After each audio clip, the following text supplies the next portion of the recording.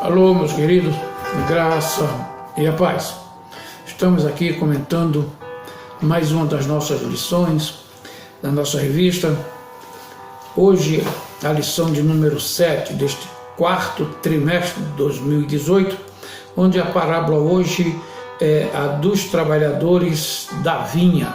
É uma parábola muito importante, narrada pelo nosso mestre maior, como ensinamento para aqueles daquela época e atingindo aos nossos dias.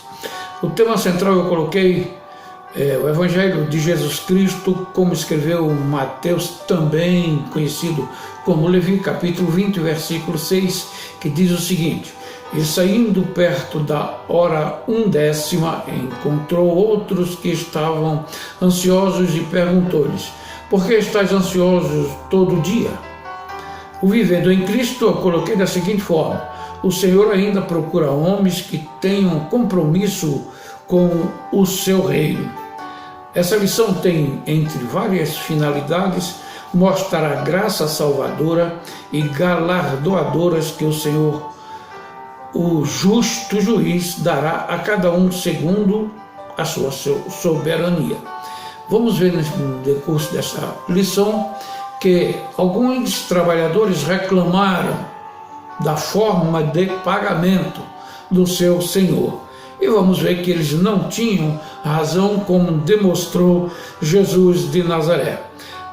Depois vocês podem ler uma leitura na segunda, terça, quarta, até no sábado. Domingo, então, estaremos tendo como texto bíblico Mateus capítulo 20, versículo de 1 a 10. Como sempre, sugiro vocês lerem em casa, com calma, para se situarem.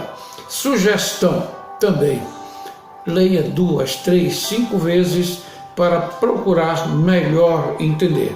Quero agradecer desde já a sua participação, você que tem curtido, compartilhado.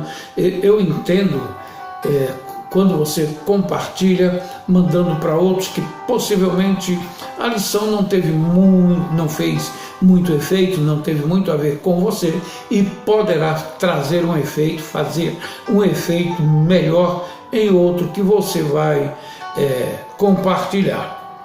O Senhor Jesus, nesta parábola, procura mostrar que todos são iguais perante Ele. Deus, que é soberano, fiel e galardoador, segundo as suas misericórdias, que vai de geração a geração. Que o amor ao dinheiro é um perigo, como está na sua primeira carta, que Paulo escreve ao seu filho na fé, capítulo 6, versículo 10, que diz: Porque o amor do dinheiro é a raiz de todos os males, e alguns, nessa cobiça, se desviaram da fé e a si mesmos se atormentaram com muitas dores. É um problema. Não é o dinheiro, é o amor. Querer amar mais ao dinheiro em detrimento de bens maiores, como espiritual e ético, não é? O motivo deste ensino, que estas parábolas, como eu tenho dito, era uma metodologia muito usada naquela época. O Senhor Jesus, depois da entrevista com o jovem rico, fala aos discípulos dos perigos da riqueza. O jovem rico, que amava mais a riqueza, como está em Mateus 6,24, o Deus Mamon, né?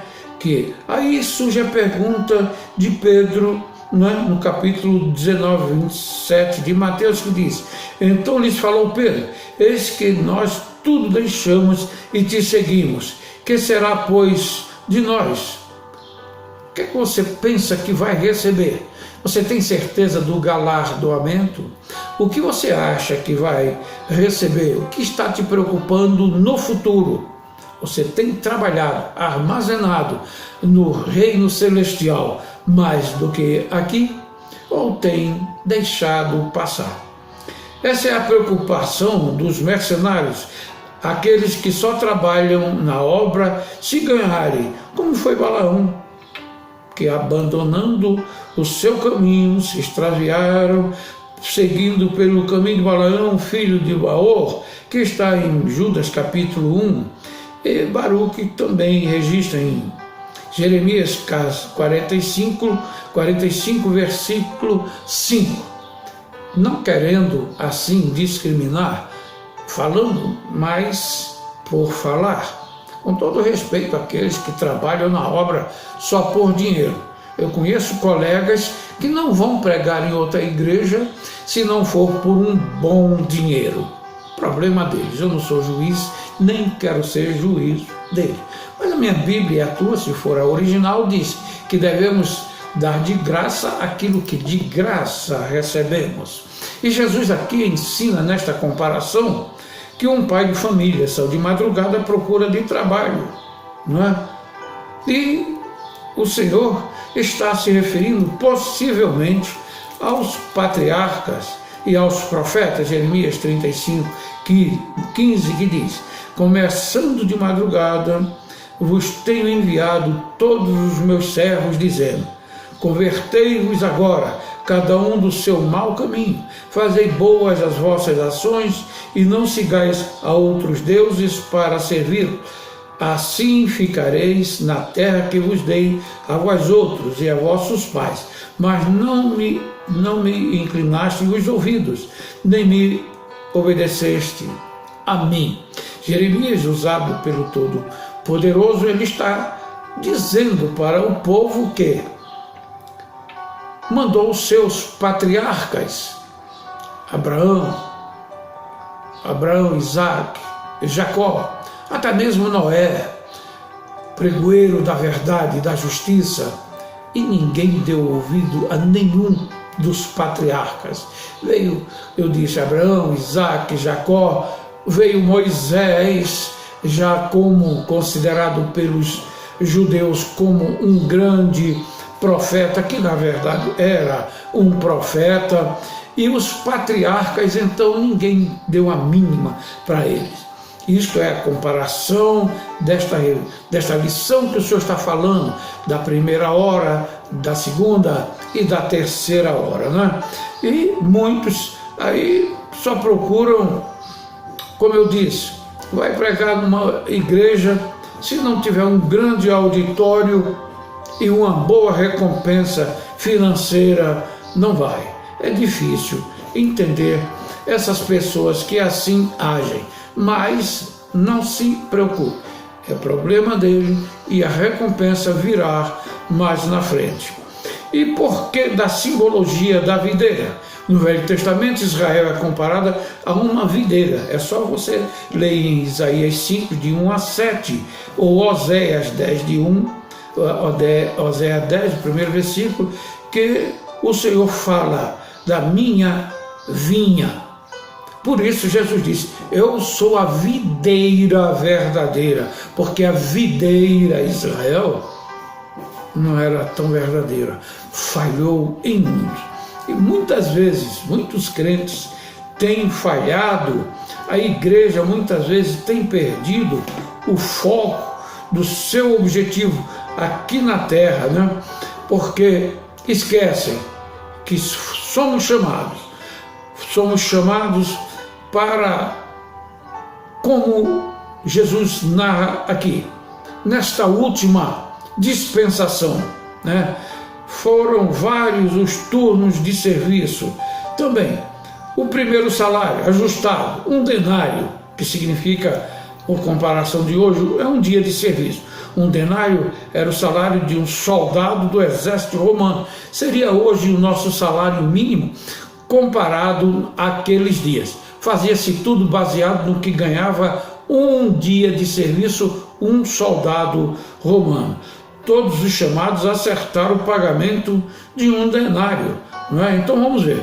O primeiro chamado começou a trabalhar aproximadamente às 9 horas da manhã. Só relembrando que para os judeus o dia termina para nós às 18 horas, e para ele está começando o novo dia.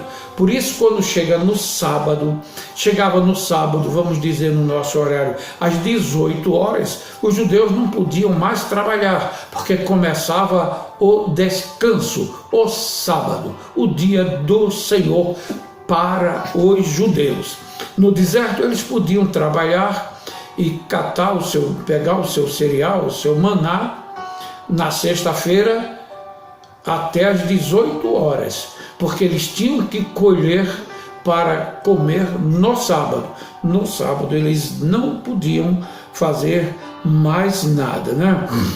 Às 9 horas da manhã, versículo 3, o outro começou a trabalhar às 12 horas aproximadamente, a hora sexta. O outro foi chamado mais tarde, a hora nona, que para nós seria às 3 horas da tarde. Essa hora nona é bom lembrar que foi a hora que Pedro foi orar no templo, 3 horas da tarde, no nosso horário.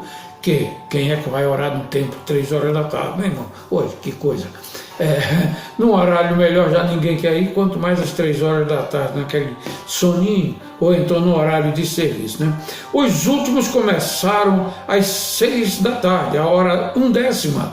O dono da vinha, por sua soberania, resolveu pagar a todo o mesmo salário. O que começou às 9 da manhã receberia o que começou às 18 horas. Bem, acontece o quê? Todos trabalharam e foi combinado. Uma reflexão. Você tem feito alguma coisa para o reino de Deus?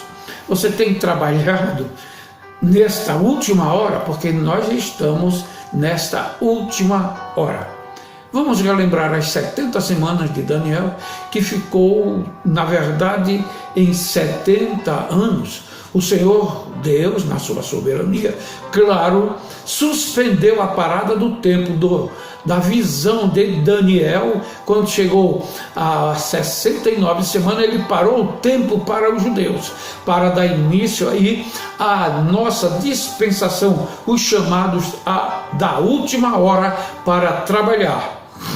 Isto é a hora que temos para trabalhar no horário divino, sempre lembrando. Por isso é necessário trabalhar o máximo que pudermos, porque a hora vem e está chegando o nosso final de tempo para trabalhar.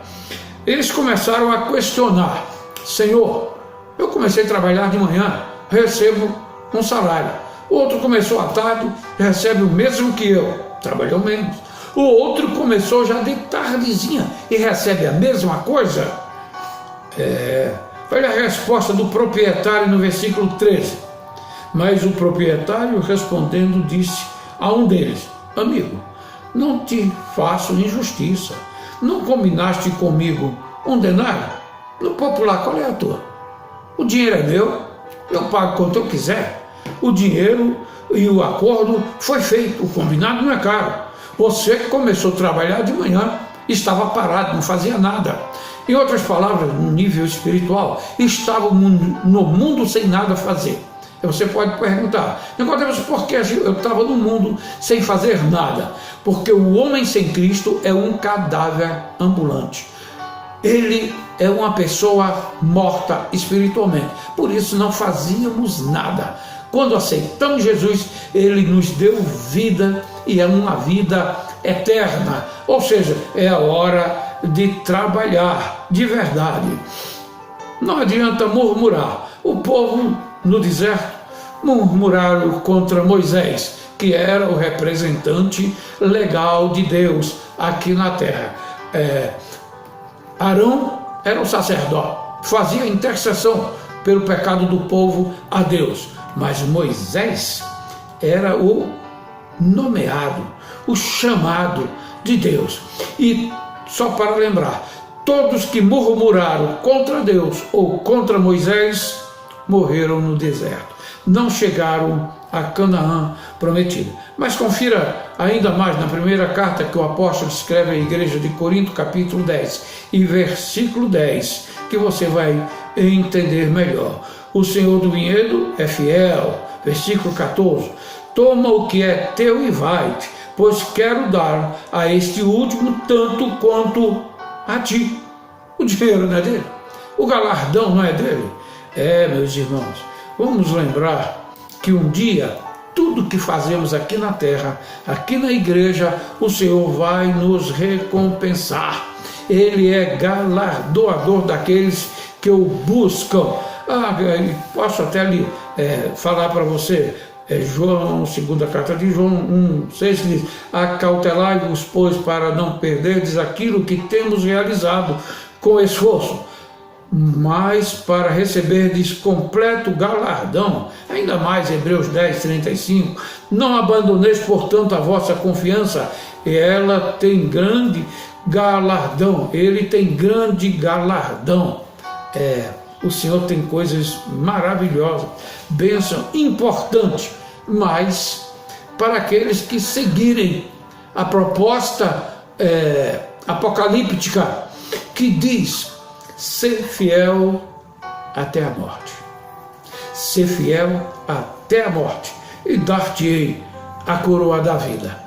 A vitória do crente não é o segundo lugar e nem no meio da caminhada, é chegarmos ao nosso destino celestial, à nossa pátria celestial. Aqui somos passageiros, temos cidadania brasileira terrestre, mas também temos uma cidadania celestial. O Senhor da vinha ainda procura trabalhadores que tenham compromisso com a sua obra. O que vemos atualmente são tantos crentes, tantos obreiros, muito descompromissados. O culto começa às 7 horas, se eu chegar às 7h15 não tem problema. O culto vai começar às 7h30, se eu chegar às 7:45 não tem problema. Hoje é ceia, mas vou deixar para a semana, para o mês que vem. Vamos ter cuidado com as coisas celestiais. Lucas 10:2 diz: e lhes fez a seguinte advertência: a seara é grande, mas os trabalhadores são poucos. Rogai, pois, ao Senhor da seara que mande trabalhadores para a sua obra. Pois é, muitos querem ser obreiro, mas só para aportar a identidade, a identificação, a credencial de pastor, de obreiro. Trabalho que é bom, quase nenhum. Me desculpe estar falando assim, mas é a dura realidade. Isso vai do alto clero ao mais humilde daqueles que participam, mas todos serão recompensados segundo a sua obra. Que o Senhor nos dê condição de participar mais e mais. Aí vem um problema: o que eu devo fazer? Qual o meu talento? Eu falei isso na lição sobre os talentos. Se não sabe, comece a trabalhar. Se errar aqui e ali, não tem problema. Tem tempo ainda de consertar, certo? O privilégio da igreja, que mesmo tendo chegado por último, estará com os primeiros, os patriarcas, os profetas e a igreja apostólica. Se tivéssemos que fazer colocação do tempo dos servos chamados, nós faríamos assim: a hora terceira, que é de 9 horas da manhã, foram o período patriarcal. A hora sexta, que seria em torno das 12 horas, seria o período profético, né? E a hora nona, que é 15 horas, 3 horas da tarde, para nós seria a hora apostólica, o período da igreja apostólica. E a última hora, que é a nossa, que 18 horas ou 6 da tarde, que é a hora da igreja. Eles fizeram a sua obra, os patriarcas, profetas e os apóstolos fizeram a sua história, fizeram a sua parte. Vamos fazer a nossa, para que os nossos filhos, netos, bisnetos, aqueles que deram mais sorte, dizerem: olha, meu pai, meu neto, meu avô, meu tataravô eles fizeram a história. Que façamos uma boa história. O Senhor da seara galardoará aqueles cujas obras foram provadas como que pelo fogo. É só dar uma olhadinha na primeira carta aos Coríntios, capítulo 3, versículo 14 e 15, que você vai ver. Não será fogo de punição, será fogo de purificação. Queimar a palha que você apresentamos quando achamos que cantamos bem, tocamos bem, pregamos bem, lecionamos bem. Será que para o Senhor foi tão bem? Desta maneira, Ele é quem vai dar a nota final. Os homens que o Senhor procura, que não tem de que se envergonhar, que maneja bem a palavra da verdade, como recomendado na segunda carta de Paulo a Timóteo, no capítulo 1, versículo 12 e 2, 15. Homens não fraudulentos, como escrito na segunda carta aos Coríntios 11, 13, cheio de fé, como foi Abraão, chamado o pai da fé. Gênesis 22, 6, Hebreus 11 e Mateus 6, 8, 13. Missionários, como foi Paulo, está no Atos dos Apóstolos, capítulo 13. Dinâmico como foi Pedro, em Mateus 14, 28. Amoroso como foi João, em capítulo 13, versículo 23 a 25. São predicados que o Senhor pede de cada um de nós. Quando Deus chamou Abrão, lá no Gênesis, disse: anda em minha presença e ser perfeito. Então você pode dizer, isso foi no Velho Testamento. É só lembrar que Gênesis foi no Velho Testamento, está implícito no Pentateuco, que é o primeiro escrito, mas não era a lei. A lei começou no Êxodo com Moisés. Gênesis era um tipo da graça que nós vivemos hoje. E o Senhor cobrou de Abrão: anda em minha presença.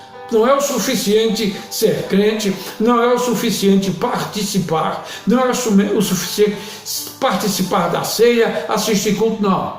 Anda em minha presença não é favor, é obrigação. E ser perfeito. Por isso, procurar o melhor. E o Senhor Jesus confirma essa ordenança quando Ele diz que a videira, eu sou a videira verdadeira. Meu pai é o agricultor, aquele que cuida. E a vara que não dá fruto, ele corta e joga fora. Depois de cortada, separada da videira, da árvore, ela murcha, cai e só vai servir para ser queimado, pisado pelo homem e queimado, claro, pelo fogo. Não serve para nada. Ou seja, é cortar. O Senhor corta, tira da original, da videira. Para quê? Para que aquelas varas que estão frutificando demais. Ou seja, produtividade é o que o Senhor ainda quer de cada um de nós. Vou fazer a peroração desta forma. Entre outros grandes exemplos de contemporâneo, de competência e fidelidade, está você, meu irmão. A hora é essa.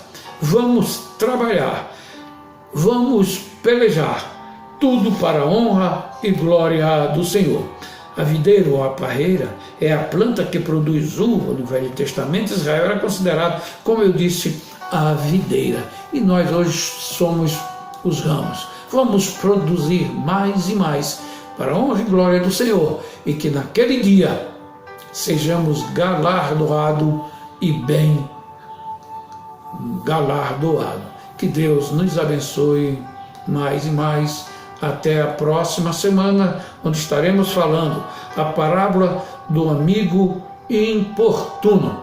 Continue curtindo, continue participando, compartilhando e divulgando a obra do Senhor. Muito obrigado, porque eu tenho dito.